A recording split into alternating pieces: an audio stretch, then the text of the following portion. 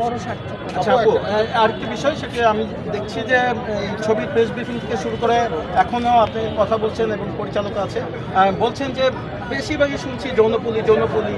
এই যে এই বিষয়টাকে আপনি কি হাইলাইট করতে চাচ্ছেন নাকি একজন সংগ্রামী নারীর জীবন কাহিনী একদম ভিতরে চলে আসতেছে তো।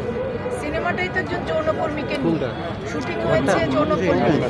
তো একটা যৌনকর্মীর জীবনের গল্প, তার কথা আসবে না, মানে তার কথাই তো বলবো, কি বলবো। আপু সেটা বলতেছি, মানে সেইখানে শুটিং এর এক্সপিরিয়েন্সটা কেমন ছিল? খুবই চ্যালেঞ্জিং হওয়ার কথা, সেই জিনিসটা যদি একটু শেয়ার করেন। হ্যাঁ, খুব চ্যালেঞ্জিং বলতে কি যে শুটিং করতে যাবার আগে তো সিনেমার টিম থেকে একটা পারমিশন নিয়ে যাওয়া হয়, সেই সহযোগিতাটা আমরা ওখান থেকে পুরোপুরি পেয়েছিলাম। আর যেটা হয়েছে যে আমি এর আগেও বলেছি যে আমি প্রথম গিয়েছি ওই জায়গাটাতে, মানে দৌলতিয়াতে আমি প্রথম গিয়েছি।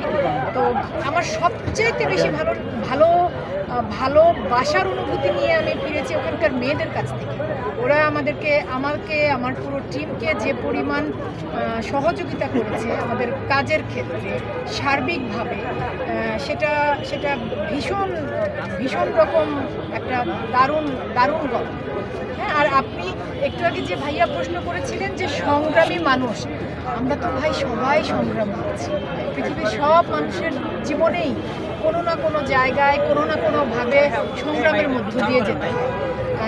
আর এখানে যেহেতু আমরা একটা নির্দিষ্ট পেশার মানুষের কথা বলছি, সেই জন্য বারবার ওই পেশাটা উচ্চারিত হচ্ছে, তাদের যে জায়গাটায় তাদের বসবাস সেই জায়গাটার নাম উচ্চারিত হচ্ছে। আমি বোঝাতে পেরেছি কি? Thank you.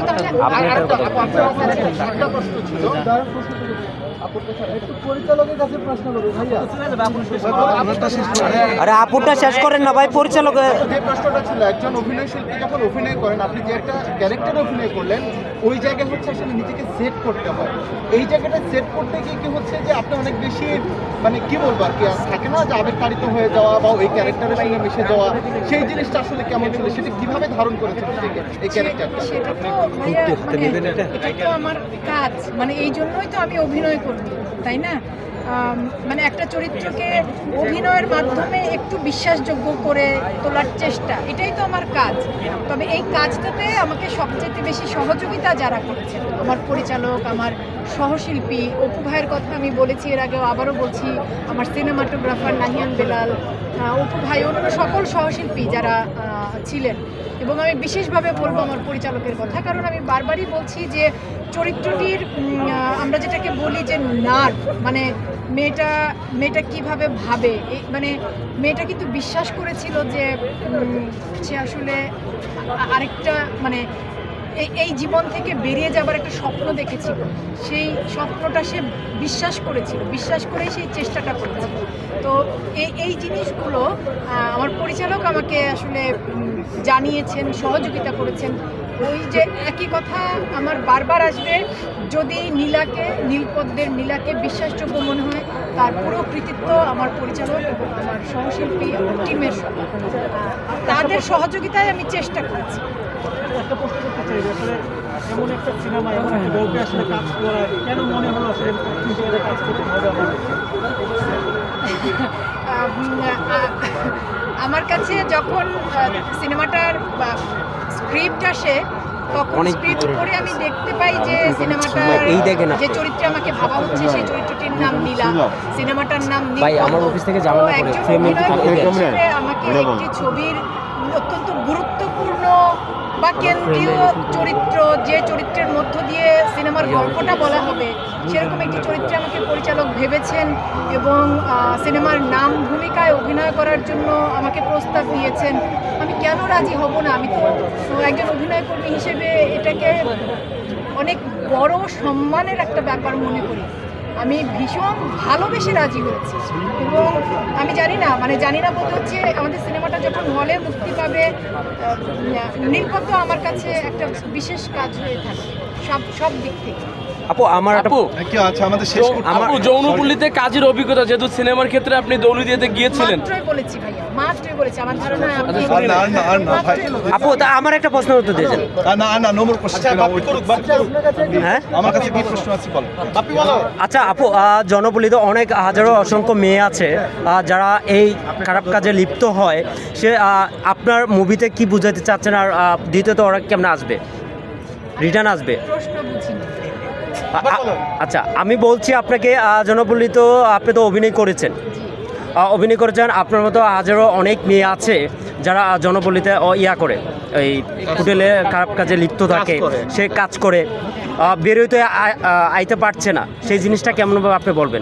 আপনি তো অভিনয় করেছেন। আমি আমারও বুঝতে পারছি না। মানে যৌনপল্লীতে যারা কাজ করে তারা বেরোয় আমি বলে দিচ্ছি আমাদের সময় শেষ অনেক কাজ হোক আর এরকম শক্তিশালী স্ক্রিপ্টে কাজ হোক, মানসম্পন্ন কাজ হোক, আমরা দেখতে চাই, ভালোবাসি।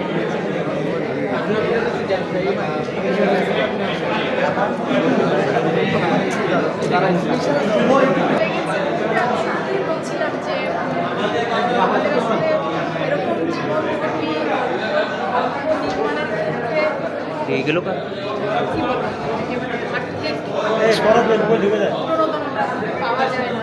সেই জায়গা থেকে আমার পরিচালক তিনি চেয়েছেন এমন একটি সম্প্রদায়ের আপু একটু ক্যামেরায় লুক দিয়েন।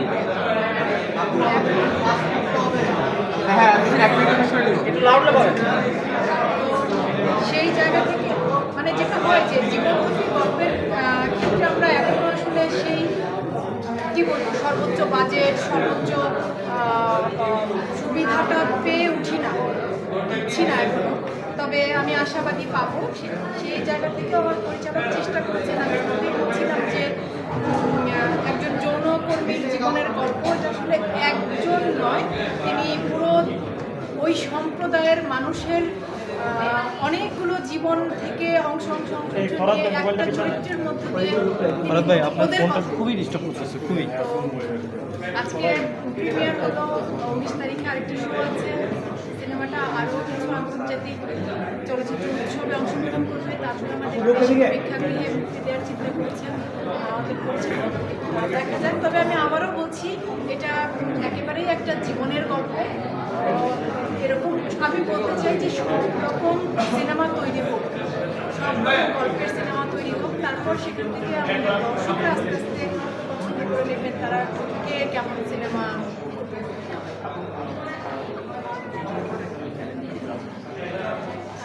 চরিত্রটা চ্যালেঞ্জিং ছিল, কারণ এই চরিত্রে আমি প্রথম কাজ করলাম। যে লোকেশনে শুটিং হয়েছে আপনারা যারা দেখেছেন, একেবারে লোকেশনে, মানে ওখানেই।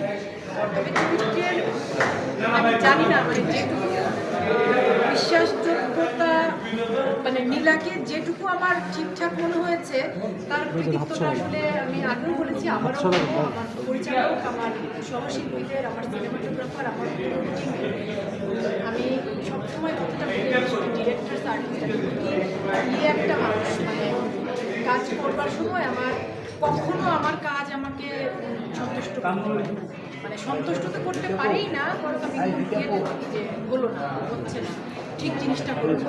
তো ওই হলো না, হচ্ছে না, সংখ্যাটা কিছুটা আমাকে আমার পরিচালক, সহশিল্পীরা তাদের সবার সহযোগিতায় কাটিয়ে আমাকে সবাই দিলে না এবং হাত এক্সপেকটেশন বেড়েছে বলে আমি আসলে চাই যে সিনেমাটা তো দর্শকদের জন্যই বানানো, মানুষের কাছে জনপল্লীতে পরিচালক আসলে একটা অংশের মানুষের কথা বলতে চেয়েছে, যে মানুষদের কথা বলতে চেয়েছেন, ওই মানুষদের কথাটা যদি সিনেমার মধ্য দিয়ে সবার কাছে, সাধারণ দর্শকের কাছে, সবার কাছে পৌঁছাবে, তাহলেই আমাদের সাথে